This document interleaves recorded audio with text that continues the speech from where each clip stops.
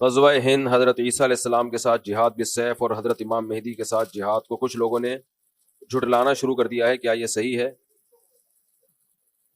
حضرت عیسیٰ علیہ الصلوۃ والسلام کے ساتھ مل کے جہاد ہوگا، حضرت مہدی کی قیادت میں جہاد ہوگا، یہ تو بخاری مسلم کی صحیح احادیث سے ثابت ہے اور امت کا اجماعی عقیدہ ہے، اس کا انکار کرنا یہ گمراہی ہے۔ باقی دیکھو نبی صلی اللہ علیہ وسلم نے جتنی بھی مستقبل کی پیش گوئیاں کی ہیں ان میں کچھ تو پوری ہو چکی ہیں۔ آپ صلی اللہ علیہ وسلم نے پیش گوئی کی تھی ایک آگ نکلے گی، مجھے پوری حدیث کے الفاظ یاد نہیں ہیں، بہت یعنی ظاہر ہے حدیث پڑھے ہوئے 20-25 سال ہو گئے، یہ والی حدیث ہے، اس کی بات کر رہا ہوں کہ اس سے اونٹوں کی گردنیں روشن ہو جائیں گی۔ تو علامہ نووی رحمہ اللہ نے لکھا ہے کہ یہ آگ لگ چکی ہے دنیا میں، ایک بہت بڑی آگ لگی تھی عرب میں، تو یہ نبی صلی اللہ علیہ وسلم کی پیش گوئی پوری ہو چکی ہے آج سے کئی سو سال پہلے۔ تو ایسے ہی نبی صلی اللہ علیہ وسلم کی جتنی بھی پیش گوئیاں ہیں کچھ پوری ہو چکی ہیں، کچھ پوری ہوں گی، لیکن نبی نے جو بھی مستقبل میں ہمیں بتایا کہ ہوگا اس میں ہمارا ایمان ہے ہوگا، لیکن ہم نے جو فیصلے کرنے ہیں وہ ان پیش گوئیوں کی بیس پہ نہیں کرنے ہیں، ہم نے موجودہ حالات کو سامنے رکھ کے فیصلہ کرنا ہے کہ ہمیں کیا کرنا چاہیے اور کیا نہیں کرنا چاہیے۔ ابھی ایک صاحب آئے میرے پاس ملنے کے لیے کہ فلاں ملک میں امام مہدی آئیں گے، تو میں ابھی وہیں جا رہا ہوں اور وہاں کچھ کرنے کا پروگرام ہے۔ میں نے اس کو روکا، میں نے کہا تمہارا دماغ خراب ہو گیا ہے، کہہ رہے امام مہدی وہاں نہیں آئیں گے۔ میں نے کہا آئیں گے نہیں آئیں گے یہ ایک الگ بحث ہے، جب آئیں گے وہ آنا ہوگا، آپ وہ کرو جو شریعت آپ کو ابھی حکم دے رہی ہے۔ اب امام مہدی دریافت ہوں گے، لوگ ان کو تلاش کریں گے بیت اللہ میں طواف کرتے ہوئے، تو اب یہ تھوڑی کہ میں عمرے پہ چلا جاؤں کہ امام مہدی آنے والے ہیں، مجھے کیا پتا کب آئیں گے۔ جب جو کام ہوگا وہ ہو کے رہے گا، ہم نے وہ کرنا ہے جس کی شریعت جس کا ہمیں حکم دے رہی ہے۔ دیکھو نبی صلی اللہ علیہ وسلم کی سیرت میں جہاد بھی نظر آئے گا آپ کو، دعوت بھی نظر آئے گی، برداشت بھی نظر آئے گا، انتقام لینا بھی نظر آئے گا، یہ سب چیزیں نبی صلی اللہ علیہ وسلم کی سیرت میں ہیں۔ انتقام بھی لیا آپ نے، برداشت بھی کیا آپ نے، جہاد بھی کیا آپ نے، جہاد کو ٹالا بھی ہے آپ نے، صلح حدیبیہ میں آپ نے جہاد کو ٹالا ہے، یہودیوں سے دشمنی بھی کی۔ ادھر توجہ کریں میری طرف، ادھر کیا دیکھ رہے ہیں؟ یہودیوں سے آپ نے دشمنی بھی کی اور یہودیوں سے معاہدے کر کے ایگریمنٹ بھی کیے، جنگ بندی کے۔ تو اس سے پتہ چلتا ہے بھائی اسلام ہمیں حکم دیتا ہے گراؤنڈ ریئلٹی، زمینی حقیقت کو سامنے رکھ کے فیصلہ کرو، زمینی حقیقت کو سامنے رکھ کے فیصلہ کرو کیا کرنا چاہیے اور کیا نہیں کرنا چاہیے۔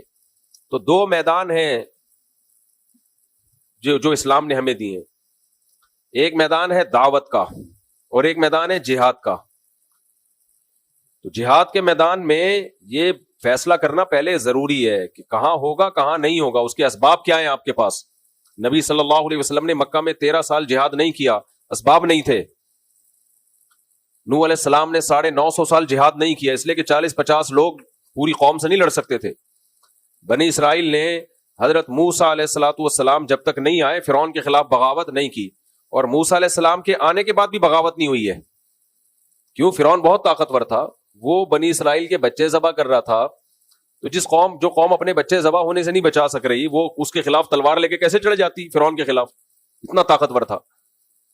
تو اللہ نے وہاں بھی اسباب اختیار کرنے کا حکم دیا۔ موسیٰ علیہ السلام سے فرمایا وَأَوْحَيْنَا إِلَىٰ مُوسَىٰ وَأَخِيهِ أَن تَبَوَّآ لِقَوْمِكُمَا بِمِصْرَ بُيُوتًا وَاجْعَلُوا بُيُوتَكُمْ قِبْلَةً، کہ اے موسیٰ آپ اپنی قوم سے کہہ دیں کہ اپنے گھروں میں نماز پڑھو اور اللہ کی مدد کا انتظار کرو۔ بس یہ نہیں کہا کہ جا کے جو ہے نا فرعون پہ چڑھائی کر دو، صبر صبر صبر۔ اور پھر ایک دن حکم آیا کہ بنی اسرائیل کو لے کے آپ مصر سے نکل جائیں، وہاں بھی فرعون نے پیچھا کیا ہے، تو وہاں بھی یہ حکم نہیں دیا فرعون پہ چڑھائی کر دو۔ وجہ کیا ہے؟ طاقت کا توازن بولو ہے ہی نہیں، کوئی نا کوئی برابر بھی نہیں ہے نا، کوئی انتہائی طاقتور کے سامنے انتہائی کمزور۔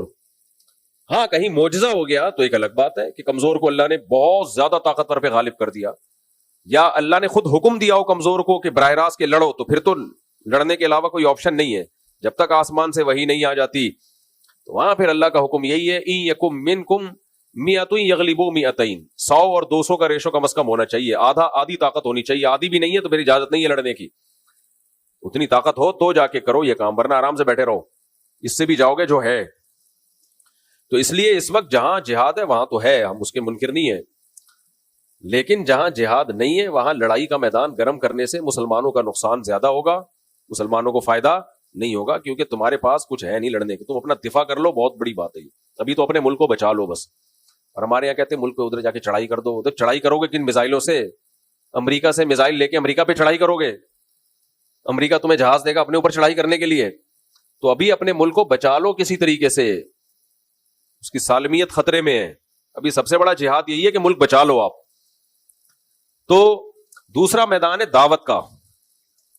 دعوت کا میدان کیا ہے؟ نرم, اس میں تلوار نہیں ہے, جو تبلیغ ہے. موسیٰ علیہ السلام کو اللہ نے فرعون کے پاس بھیجا, قولا لہ قولا لینا لعلہ یتذکر او یخشی. فرعون کے سامنے جا کے بھی آپ نے نرم لہجے میں بات کرنی ہے. تو فرعون سے بڑا ظالم دنیا میں کوئی ہو سکتا ہے؟ اور موسیٰ علیہ السلام سے زیادہ افضل دنیا میں کوئی ہو سکتا ہے؟ اتنے جلیل القدر پیغمبر کو کہا جا رہا ہے کہ ایسے ظالم کے سامنے بات کیسے کرنی ہے؟ بولو نرم. تو آج ہماری دعوت میں نرمی ختم ہو گئی, دعوت میں نرمی ختم. جو جہاد کی جو میدان میں کرنے کی چیزیں تھیں وہ دعوت کے میدان میں ہو رہی ہیں. اس کو وہ بھی کافر ہے, وہ بے پردہ عورتیں. اب بے پردہ عورتوں میں بیان ہو رہا ہے تو یہ تھوڑی بیان ہوگا کہ تم سب جہنم میں جاؤ گے, سے وہ پردہ تھوڑی کر لیں گی. وہاں تو ادعو الی سبیل ربک بالحکمۃ والموعظۃ الحسنہ, اس کو تو حکمت سے دین کی دعوت دینی ہے, ان کو تو قریب کرنا ہے دین کی دعوت کے لیے. تو یہ بہت بڑا مسئلہ ہے. اب گھر میں جو شخص دیندار بن جاتا ہے وہ بدتمیز بہت ہو جاتا ہے. گھر میں جو بھائی نمازی پرہیزگار ہوگا وہ کیا ہوگا؟ بدتمیز. تو ماں باپ کہتے ہیں باقی سارے نارمل ہیں, یہ کچھ عجیب سی چیز آ گئی ہے مارکیٹ میں. اس لیے ہمارے حضرت فرمایا کرتے تھے کہ گھر میں جو دیندار بنتا ہے نا, نماز پڑھتا ہے, اس کو اپنے اخلاق بہت زیادہ اچھے کرنے پڑیں گے, بہت زیادہ اپنے اخلاق کو پہ محنت کرنی پڑے گی اس کو. تو دیندار لوگوں کو چاہیے بہت زیادہ احتیاط برتیں وہ, اس سے اللہ ان کے درجات بلند کرے گا. بات بہت لمبی ہو گئی. تو خلاصہ کلام کا یہ نکلا کہ بھائی جب امام مہدی آئیں گے جہاد ہوگا, عیسیٰ علیہ السلام آئیں گے جہاد ہوگا. ابھی آپ جو زمینی حقیقت کو دیکھ کے جو کرنا ہے آپ وہ کرو. لوگ کہتے ہیں میں امام مہدی کا لشکر تیار کر رہا ہوں, بالکل بھی آپ کو اس کی ضرورت بولو نہیں ہے. کائنڈلی آپ یہ کام نہ کریں. کہتے ہیں میں عیسیٰ علیہ السلام کے لیے ایک لشکر تیار کروں, رہنے دو بس آپ, وہ لشکر کہیں اور جا کے پھٹے گا, سب کو خراب کرے گا وہ لشکر. سمجھتے ہو؟ بہت لوگ آئے ہیں, بہت تحریکیں اٹھی, ہم عیسیٰ علیہ السلام کے لیے لشکر تیار کر رہے ہیں, اور پھر یہ ہمارا یہ لشکر یہاں سے اٹھے گا, ہوتے ہوتے شام میں جا کے حضرت عیسیٰ سے مل جائے گا. وہ انڈا موڑ پہ ہی ختم ہو گیا آ کے. تو جو ابواب الفتن ہے نا, نبی سے جو فتن کے ابواب ہیں, وہ ہمیں بتانے کے لیے کہ ایسا ہوگا. بس کرنا کیا ہے بھائی؟ کرنا وہ ہے جو آج سمجھ میں آ رہا ہے آپ کو. ایک صاحب مجھے کہنے لگے کہ میں نے کہا کہ اتنی عورتیں, بیوہ اور طلاق یافتہ عورتوں کی تعداد بھی بڑھ رہی ہے, ان کا گروتھ ریشو بھی بڑھ رہا ہے, اور مردوں میں موت بھی بڑھ رہی ہے مردوں میں. تو انہوں نے کہا دیکھیں تو قیامت کے قریب تو 50 عورتیں اور ایک مرد ہوگا, تو 4 شادیاں بھی کافی نہیں ہوں گی. حدیث میں آتا ہے قیامت میں عورتیں اتنی زیادہ ہوں گی, 40, ایک روایت میں آتا ہے 40 عورتوں کے مقابلے میں ایک مرد ہوگا. اب یا تو وہ ایٹم بم سے مرد مر چکے ہوں گے یا کیا ہوگا, یہ اللہ ہی بہتر جانتا ہے, لیکن ایسا ہوگا. حدیث میں آتا ہے 40 مرد اور ایک عورت, یہ ریشو ہوگا. تو اب میں کہوں کہ جی چونکہ قیامت میں ایسا ہوگا تو پھر تو اب ایک مرد 4 شادیاں بھی کر لے تو عورتیں پوری نہیں ہوں گی, تو کوئی فائدہ ہی نہیں ہے 4 شادیوں کا. ایک صاحب مجھے کہہ رہے تھے فائدہ ہی نہیں ہے, اس لیے تو کیا کریں ہم, تو ایک ہی کرو بس, اب ان کو مرنے دو. اور یا کوئی مفتی آگے فتویٰ دے دے کہ قیامت کے قریب 40 عورتیں ایک مرد ہوں گے, تو اس ایک مرد کے لیے 40 عورتوں سے نکاح جائز ہے. ابھی سے ٹریننگ شروع کر دیں ہم, اس کی تیاری, حکیم لوگ دوائیں ایجاد کرنا شروع کر دیں. بھئی ایک مرد اور 40 عورتیں ہوں گی, تو ایک مرد کو 40 عورتوں سے نکاح تو کرنا پڑے گا نا, تبھی تو عورتیں نمٹیں گی. تو اس لیے ہم ابھی سے تیاری شروع کر دیں, دوائیں کھانا لوگوں کو شروع کر دیں, اور فتویٰ دینا شروع کر دیں بھائی 4 سے زیادہ بھی جائز ہے. تو کہ یہ عقل مندی کا کام ہوگا؟ کوئی عقل مندی کا کام. اب اگر کوئی کہے بھائی ابھی جو ہے نا آپ لوگوں کو سمجھائیں, تیار کریں, 4 سے زیادہ شادیاں کریں, کیونکہ ایک وقت آنے والا ہے کہ عورتیں اتنی ہوں گی. تو اس کا جواب کیا ہے بھائی؟ جب وہ وقت آئے گا تو اس وقت دیکھا جائے گا. ہم نے ابھی کے حساب سے اتنی عورتیں نہیں ہیں, ایک کے مقابلے میں 4 بھی نہیں ہیں, تو ابھی کے حساب سے جو ہے نا ہم اس پہ فتویٰ دیں گے. تو مستقبل میں جو ہوگا وہ ہوگا. تو ایسے تو حدیث میں آتا ہے کہ جب قیامت آئے گی نا, تو ایک شخص بھی اللہ کا نام لینے والا نہیں ہوگا. اب ہم کہیں چونکہ سب خراب ہو ہی جائیں گے تو لوگوں کی اصلاح کی ضرورت کیا ہے؟ تو بھائی ہم نے تو ابھی اصلاح کرنی ہے, لوگوں کو جہنم سے بچانا ہے. جو ہونا ہوگا وہ جب ہونا ہوگا وہ ہو جائے گا. ہم نے ابھی کو دیکھ کے چلنا ہے کہ ابھی کیا ہوگا.